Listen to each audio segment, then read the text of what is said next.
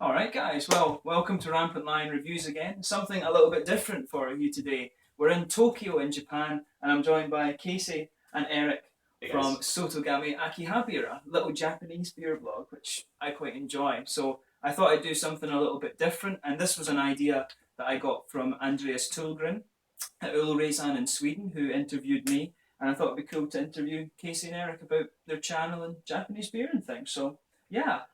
So the first question, just to introduce you guys a little bit. So where are you guys from, and why did you come to blog about beer? Start with, I guess, where you're from. Yeah. Both from the States. Yeah. I'm from Nevada. I'm from New Jersey. Yeah, the west side and the east side. I think as far as starting to blog about beer goes and videos, we've always wanted to do something, and we're really good at drinking beer. Right. Yeah, I think we were trying to just kind of create something, and we were kind of bouncing around ideas about a podcast or a YouTube series, and then Casey came up with the idea of just reviewing beer, because then we could just drink beer on camera, and that seemed like a good idea. It seemed like it was a good start. Like the setup costs are kind of low, right. comparatively speaking to some of the other ideas that we had, and it's a good. There's not a lot of editing involved, and so we can kind of build our skills and maybe move up to something else. But with the way the Japanese beer scene is kind of exploding in the past couple of years, there's plenty to work with now, and it's not really flooded with other beer reviewers or anything so far. So. Yeah, no, because that's the thing that attracted me to your channel. Was obviously my girlfriend is Japanese, and then you guys were looking at all these Japanese beers and stuff, and I like the little gamer music and things that you guys use on the channel. That's the thing that really got me about it as well. So so as we said, then why would you specialize in Japanese beers? Because obviously, as Americans, you guys are quite spoiled for beer back home. So why stick to Japan when you can get American beers and you can get other things here as well? I think it was trying to, as Casey was mentioning, like the craft beer here, the scene here is like kind of blowing up right now. So it was something we wanted to do to like talk about what good Japanese beer was available. Because I think Japanese beer has a reputation, deservedly, of being like a lot of boring lagers and stuff like that. But we wanted to kind of talk about some of the more interesting beers in Japan, and also kind of knock on the boring, like the major makers, like the Asahis and Suntories, who just kind of make these regular lagers.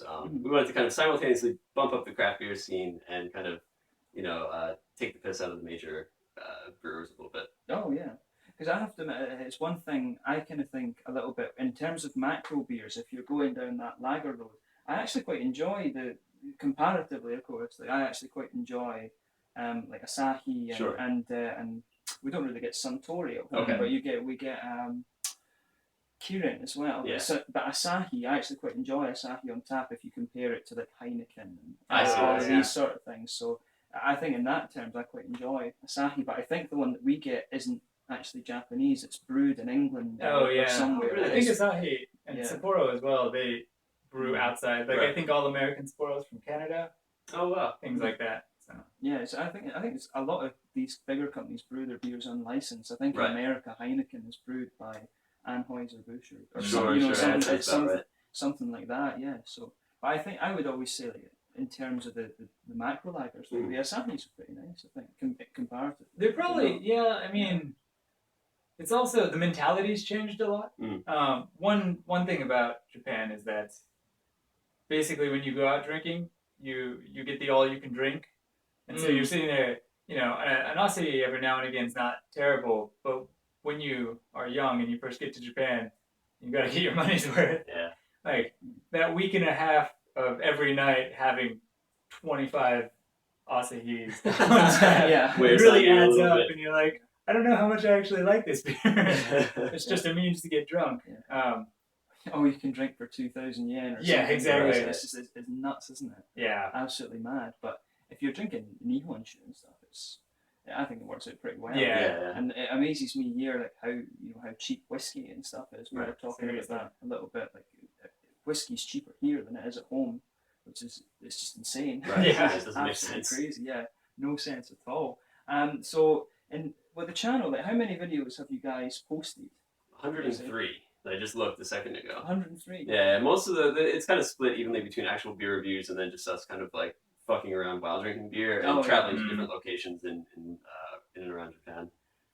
But yeah, the actual beer reviews, we've probably got about 70 or so, and then 100 in total. Yeah, it's really kind of split up now because we're still trying to figure out the system. We've only been doing it for like a year and a half now, but we have our English reviews, which are kind of the main bit, and then anything extra we want to post to just kind of give an update because the main reviews we actually edit and stuff, so it takes a little bit of time and it's kind of annoying. So sometimes you just want to throw something else up, and then we also have Japanese reviews, and so yeah, there's a lot of it's kind of here and there.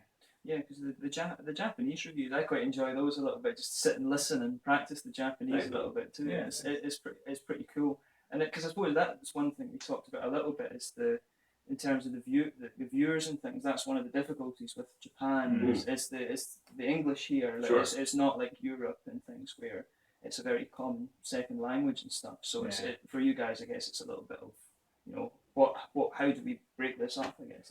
We tried to that's exactly it, right? Like we're trying to provide videos for, I guess we have two audiences. One would be like foreigners living in Japan or like people who are just interested in beer in general living abroad who are English speakers. But also like we feel like we should create something for the Japanese audience, for the country in which we live. So the easiest way for us to do that is just to make videos in Japanese. No, it works. It's quite a novelty as well, I guess, to see Americans that are quite fluent in English, or English speakers quite fluent in Japanese. Americans fluent in English is also quite rare. Yeah, that's the first time someone from Europe said that.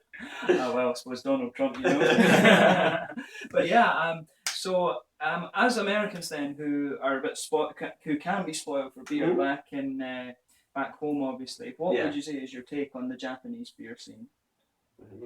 So, yeah, that one's a bit rough. When I came to Japan, it was starting to get big. I came 8 years ago or whatever, and beer was starting to get pretty big, the craft beer scene in America. But I didn't really drink beer then.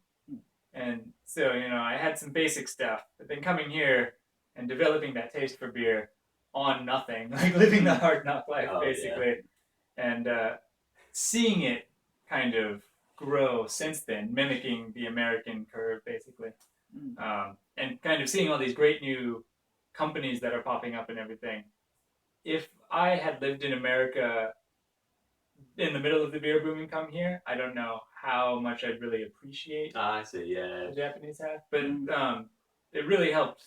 It was really nice to go back last year, now that I have this taste for all these beers, and just see how big it's gotten, because I kind of missed that phase, so I didn't really get to enjoy it in the States. Yeah, I mean it's amazing just to watch. Like, I mean, one of my viewers sent me a Michigan beer map. There's 200 breweries just in Michigan alone. So I mean, in America, it's a stupid amount of breweries. Like in Germany, it's I think $3,000 or something. So that's 80 million people in America.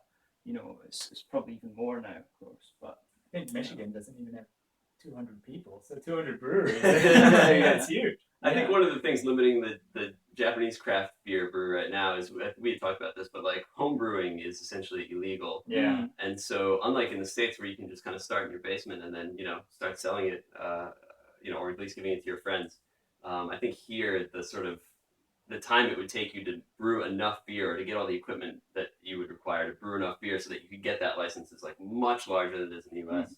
So I think it's quite a bit harder to start a brewery here, which would account for the slow pace of the boom and just the density of breweries as compared to somewhere like Michigan. Oh yeah. Yeah, you can't really learn and kind of build up your skills and then go and make it full scale. Right. That's why I think you see a lot of brewers like traveling from Japan, traveling to Germany or to Oregon or all these other sort of like beer meccas to like learn what they can learn and then coming back and then they're kind of like ready to hit the ground running. Oh yeah, because there's a lot of brewers here, I think, that trained in Germany, and there's a few. I think was it Otaru Beer? They've got a German brewmaster. They do, yeah. So I think because it's an interesting point as well to make. Like if you, for example, with Scotland, we obviously have a big distilling heritage, and Japan has the Nihonshu, the sake heritage. So the skills are there. It's just kind of Japan's a little bit different because Scotland, I would say, hit the ground running. Right. whereas Japan is taking a little bit longer to actually get into beer. They hit the ground, and Yeah. then they have to fill out all the paperwork. And then once all that clears, then they can start running. Oh, yeah. Yeah. No, but I think the seeds are there. It's maybe just a little bit more kind of foreign input. And some of the Japanese brewers, some of the breweries are very good. And a lot of them, I think, are born from the sake breweries. Yeah. Because North Island was one that I came across, and they are actually just beer. Oh, That's wow. one of the few, I think, that I've come across that they're straight up beer. Right. So that's quite interesting, I think, too. But it'll be interesting to see how. I wonder if the reason why like some of them are born of sake breweries is partially just like the know-how of brewing, and then partially just because like equipment and stuff. But they already have like the license, I guess. Right? Like maybe they're already making alcohol, so for them they can just kind of screw around and make beer. After a work day, and then eventually they can turn it into something. Oh, they just the hobby, and then it comes. When they get part of it too. I'm speculating. I think one other part that's kind of making it so slow for beer to really catch on here is that like the tax laws and everything are so ancient. So it's still way expensive. Like in America, when you can go and pick up a 6-pack for $5, you can try all these brand new beers that like maybe if your money is worth a little bit more to you, because you can't go out and buy 100 different beers to try. You're going to, well, I know these guys are good, so I'm going to take fewer risks. Yeah, exactly. I'm going to stick with them. Yeah, because that is a big issue with pricing as well. Beer, I mean, it's almost like if you think you can get a 70 centiliter bottle of Nihonshu for 1,500 yen, whereas if you'll get a litre of beer for around the same price. You get 3 little bottles of craft beer. Yeah. So the pricing is comparatively expensive, and the Japanese drinking culture, they do just want to kind of drink and get on with it. So that's one of the key issues as well. Whereas maybe in Europe and things, and it's maybe a bit more about the taste. But I mean, really, I would say their craft market is sake, isn't it? Really. That's where they focus more on the flavour, I would say. So it was very interesting, different from Europe. It is very I think it's a unique situation. Because I think especially for you guys rather than me, I think it's probably even more expensive because I think beer probably is more expensive in Europe than it is in America. I've not been for a while, so I couldn't say, but pricing is probably the big thing. Isn't it? Yeah. So that's pretty cool. So with all the Japanese reviews and things you've done, probably now is a good time to fire into this one as well. Yeah. So we're drinking the Diablo barley wine from St. Gallen. So very good brewery. I know it. You guys know it. So right. What other beers and breweries would you recommend from Japan? Oh, jeez. You want to start? We'll take turns. Yeah. Well, it depends. If you're just here, I don't really know what's exporting. So if you're living abroad, I guess take what you can get and see if you like it, because I don't think that many companies are sending their stuff out. Right. Hitachino is a big one that exports. Hitachino is a good one too. That's they're pretty good. I'd recommend Baird if you can get their stuff. We get Baird in Sweden actually. Oh really? They've just started a deal with the government store, so I think we'll be seeing more of Baird. So check out Baird. They do some interesting stuff with their recipes too. Like they have a green tea beer. They have they use different Japanese ingredients. They use yuzu and things like that. Yeah. I would put Shiga Kogen. Oh yeah, there is a company that takes really interesting chances, make some great IPAs and things like that. Yeah. I would say Fujizakura. That's a good one too. The brewer there's German trained, I think. Yeah, it makes sense. It's interesting. And North Island, I don't know if you guys have tried. I've had a couple, their beers I think are pretty damn good as well. But the problem is really it's the distribution network in Japan. Yeah. So we maybe being unfair by not mentioning certain beers. Here's all these great beers that you will never be able to try. Some of the best ones we've had on the show have been ones that you can't, that not even we can get in Tokyo. Right. Again, the distribution, they either don't have it or they don't want to have it, and so they'll just sell their beer, on the corner, like right next to where they brew everything, and that's it. Yeah. Like, you can't really buy it anywhere. Yeah, I mean, another brewery that's coming to my head is Izakadoya, who I think are from Kobe. Yeah. They've got a really nice Imperial Red, and Iwate Kura is another Iwate Kura is a good one. They're good. And Niigata do a few quite nice things as well, I would say. But there's a lot of breweries here. It's just unfortunate. I think I've seen Hitachino. We don't get that in Sweden. I actually have had a Mino beer one of the little shops in Glasgow had Mino from Osaka. Mino's great. Mino is really fabulous. Because they actually are a straight up beer brewery as well. Yeah. And they're not born from sake or anything. And it's women. It's female three brewers. sisters. Three sisters. Yeah. So it's actually pretty cool to see that because in Europe there's a big thing about that. It's quite a novelty to find a brewery where it's a woman brewer. Sure. And so it's quite, in Japan especially, it's pretty rare, isn't it? And they do some pretty damn good stuff. Sure, I think. they do. So yeah, but there's a lot of good things I think to try. It's finding them is the issue here. Yeah. That is. So, but you get all these little independent shops and things, so you never know where you're going to find stuff. You can find it in completely, because you had a beer that was from a campsite or something. Yes. Yeah. A couple of the best ones that we've had have been from like campsites and things like that. Oh yeah. Like, it's just like there'll be like a rest stop along a highway and they only sell it there. So we've gotten some really interesting stuff from those places. Yeah, because I saw one when we were in BA in Hokkaido. There was a little frog, and you could only buy it on the train or something. Right. So, we never went on the train, so I couldn't get it. No. But that's something for next time. Yeah. So an interesting point then is that there's a lot of breweries who have some really good artwork, like Amor from Denmark. There's Pipeworks in Chicago, and there's quite a few others. Who would you say has the nicest artwork in Japan for their beers? Baird. Yeah. Baird has amazing artwork. They have very cool, very distinct look to their labels. Yes, it's like it is kind of like the old almost Second World War kind of cartoony thing, isn't it? Yeah. It's pretty cool. I'll give an obscure shout out to Tsumagoi Kogen beer, which is one of those campsite beers. We had like a really colorful, cartoony can actually. That one was quite that nice. one That really one stood stands out out as too. well. Oh yeah. But overall, Baird just has because they have a huge number of beers as well. So the number of different labels they have, obviously is gonna win. I think that I quite like just in terms of the badge actually, like Tamamura Honte and the Shiga Kogen. Their dragon's very cool as well. So when you get the sort of like real Spartan looking labels where it's just sort of like that tan label with just the dragon in the middle and like the name of the beer printed underneath, like House IPA or whatever. That's a pretty cool looking label. That could backfire on you though. If you have a crappy beer, then it just adds to the crappiness. But if you have quality in that bottle, then it just adds to it. We don't need to advertise because everything's in the beer. Yeah. Oh, definitely. Yeah. No, it's just a little interesting kind of trivia point, isn't it? When you have there's all these interesting labels and stuff. Yeah. So that's pretty cool. So I had the next one I wanted to ask you was what are your favourite beer venues in Japan, like in Tokyo, and if you've found some other things outside of that. I think one of my favorite bars to go to for just domestic craft stuff is Ant and Bee, which is in Roppongi. Ant, like the insects.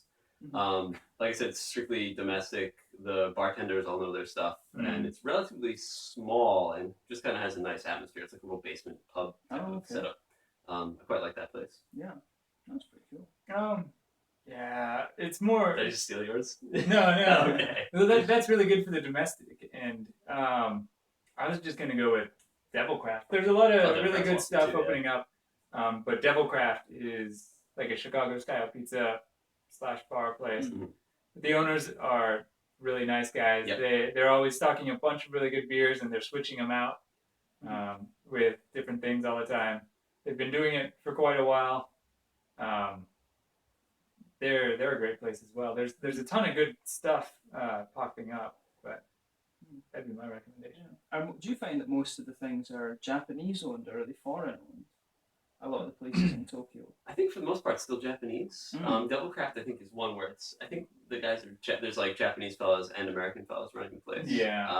But I think for the most part you're still gonna find mostly Japanese run joints. Oh yeah, because I think down in Osaka it's a bit of a mix. You have TNT, which I think is American guys. You've got the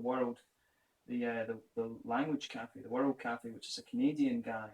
They all a lot like you have Beer Belly, which is like Tomino, that's Japanese. You have Beer Belly, a craft beer base. It's a Japanese woman that owns that as well. So and the other ones like North Island that's Japanese guy. The Helios one I've been to in Okinawa is quite Japanese too. Okay.